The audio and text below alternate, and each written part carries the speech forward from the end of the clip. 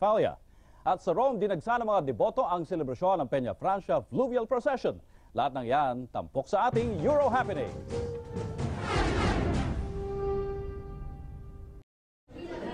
Nangako ng ibayo pang suporta para sa Bantay Bata 163 ang 30 PhilCom leaders ng State of North Rhine-Westphalia, Germany.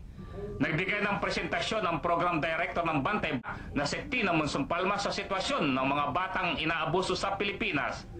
Nagbigay naman agad ng donasyon ang mga lider na dumalo sa presentasyon at nangakong ipararating sa kanilang mga kasama ang pangangailangan ng Bantay Bata.